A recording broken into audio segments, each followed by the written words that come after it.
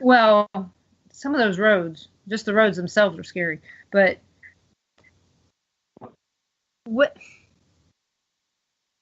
when I drive through there, the first thing that comes to my mind is, oh my goodness. Okay, I've driven the road between Branson and Eureka Springs a few times with Ron. Okay, driven back into Wilson's Creek a few times, which I know you've been there because I know you investigated there when you were a paranormal investigator. Right. There's, going towards the other, towards Lake of the Ozarks. We know that there are reports of strange things in the woods down there, flying creatures, Bigfoot. Then in the rivers, there's river monsters in Missouri. I wish I was making this stuff up. There's all kinds of stuff that they talk about. Then you've got even over Joplin's not that far, and they got spook lights over there. So all this stuff is in the woods in Missouri and Arkansas. So in the Ozarks, this is what we've got going on. Okay. So keep that in mind, everyone. We got all this stuff going on, but we're coming up on a break, so I don't want to get him going on any big, long story that's going to take too long. So if I wanted to go someplace and see something unusual, where would I go in the Ozarks to see something unusual? Well, I'll start with Eureka Springs. I actually went down and investigated the Crescent Hotel and stayed in one of the rooms. I can't remember the room number. I want to say 419. Okay. Don't quote me on that. It's been a while. And it was Theodora's room. Okay. And that hotel is highly active.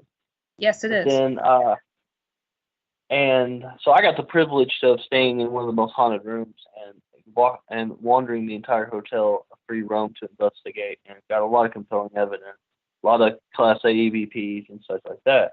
But as far as you go to Eureka, the actual town, if you talk to any of the locals in that town, they'll tell you the whole town is haunted. Yep, they do.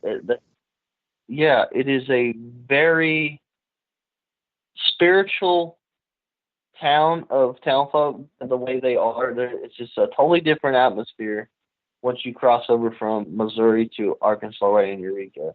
It's a power point. I mean, there's a lot of stuff down there to see and investigate. And then I don't know if you ever heard of the Nixa Hellhound. Oh, yes. I was on its trail at one point in time several years ago, and it's been known to lurk around James River.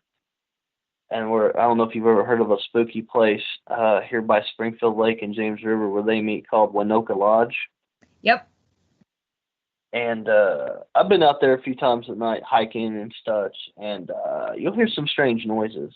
Like, this doesn't sound humanly. And it's also been known that the Hellhound has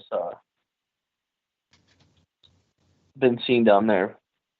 And then there's also reports of a Bigfoot sighting. If you get on the Bigfoot Field Researchers Organization back in 1988, there's a report of Bigfoot that was seen down there around that area as well. So, and there's just a lot of folklore around this area in Southwest Missouri about, different creatures. There's also the Fellows Lake Monster too, that people have known to see. It's kind of like, the version of Loch Ness, but, more a smaller lake and, in the United States. So that's another place to go. But, well, you know what? We're going to come back and talk more about Missouri monsters and stuff like that. So you guys all come back, go take a small break, and we're going to come back to listening to us here on WBHM Digital Broadcasting out of Birmingham, Alabama. And we'll be talking more to J.C. Phillips here in just a few minutes.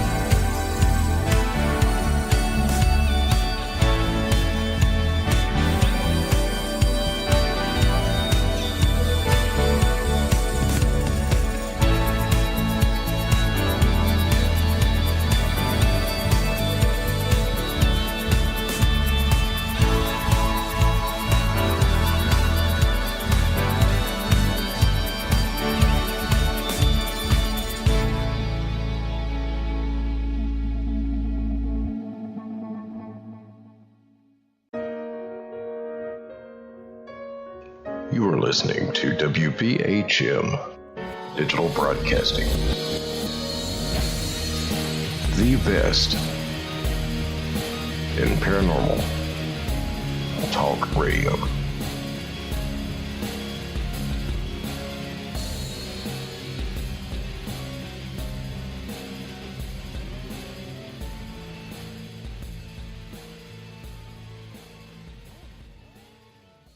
Welcome back to the Paranormal Pride. I'm your host, Denise Pridemore, and I am talking to J.C. Phillips. He's from Springfield, well, he lives in Springfield, Missouri, and he's a survivalist and an ex-paranormal investigator. And we're talking about Missouri monsters right now. So when we left off, you were telling us about a Missouri monster. So do you remember what we were talking about? Yeah, we're talking about Nixon Hellhound and Bigfoot sightings down at Springfield Lake. And also got another one for you. You ever heard of the albino farm here in Springfield on the north side of town? Yes, I have. Yeah, I've actually investigated that too. That is one of the most creepiest places to go in the woods. And there's a lot of folklore behind that. They say that there was these albinos that were cannibals, apparently, that would, like, you know, pull people back in the woods and cook them. You know, it sounds like a Wrong Turn movie sequel, but. And then there was others that said they were like some people that were albinos that sense of sunlight and they just hid out from society or whatever. If you go out there today, there's nothing really left but some ruins of the old structure, the foundation of the old house, and a bunch of the brick chimneys are still there. And then there's a giant silo, because it was a farm at one point in time. And there's a big silo, and then there's spray paint on the silo that says "Evil lives here." So that's got to be a warning of something. But I've heard a lot of real strange noises out there, and it is a real eerie feeling. They even made a movie about it.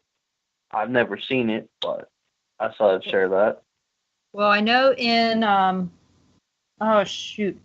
Edwin Becker, I think he wrote about it in his book. I think it's called Haunted Missouri or something along those lines, because I remember reading about it.